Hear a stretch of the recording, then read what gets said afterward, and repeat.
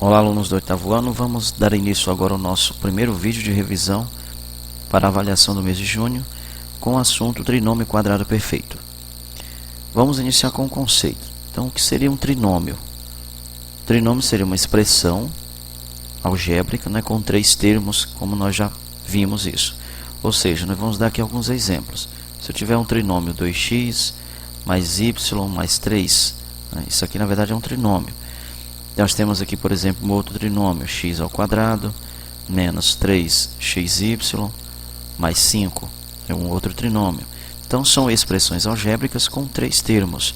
Só que nem todo trinômio ele pode ser chamado de quadrado perfeito. E é exatamente isso que nós vamos ver agora. Quando é que um trinômio ele é quadrado perfeito? Primeiramente, vamos observar esse quadrado maior. E dentro dele nós temos quatro figuras, né? Ou seja, está determinado por dois quadrados e dois retângulos, né? Então nós vamos atribuir medidas com letras, por exemplo, para essas figuras. Então, nesse quadrado aqui interno, nós temos, eu vou atribuir a medida A e a medida A, e para esse outro quadrado eu vou atribuir a medida B e B para os lados, né? E vamos calcular a área desses dois quadrados. Então, relembrando, como se calcula a área de um quadrado? Lado multiplicado pelo lado, ou seja, A vezes A ao quadrado, né? E B vezes B, B ao quadrado, ok? Então agora nós vamos observar o seguinte: cada um desses retângulos possui as seguintes dimensões, olha só. Se esse lado aqui mede B, significa que aqui também nós temos B. E se essa distância aqui mede A, aqui embaixo também nós temos A, ou seja, a área deste retângulo aqui é exatamente A vezes B, que é a mesma coisa que AB. Ou seja, aqui também nós temos a mesma coisa, né? Ou seja, se eu multiplicar A vezes B, porque essa medida aqui é A e essa medida aqui é B. Então, a área desse outro retângulo aqui vai ser A vezes B, que é a mesma coisa que AB. Agora, vamos analisar o seguinte. Esse quadrado maior aqui, ele tem um lado A mais B, né? Percebam isso. Então, a medida do lado desse quadrado maior aqui, nós vamos dizer que seria A mais B. Então, o que é A mais B, na verdade, aqui? É a medida do lado desse quadrado maior aqui, ó, que nós temos, tá? Então, daqui, medida daqui até aqui, por exemplo.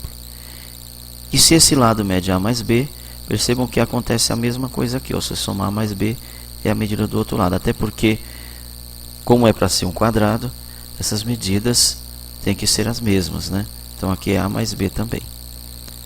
Então, eu tenho aqui agora o A mais B, que representa a medida desse lado. Estou fazendo aqui para a gente visualizar. Então, como se calcula a área desse quadrado maior aqui? Como é lado vezes lado, seria A mais B, né? Seria A mais B multiplicado por A mais B. Então, nós vamos ter aqui, ó, A mais B multiplicado por A mais B.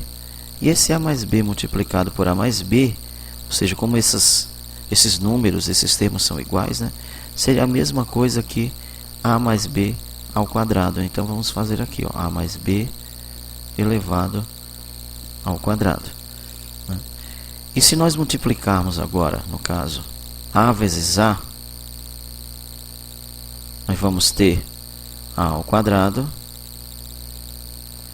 A multiplicado por B, nós vamos ter A vezes B, ou AB, e observe aqui que nós temos B vezes A, que é a mesma coisa que AB, e o mesmo B multiplicado por B, nós vamos ter B ao quadrado.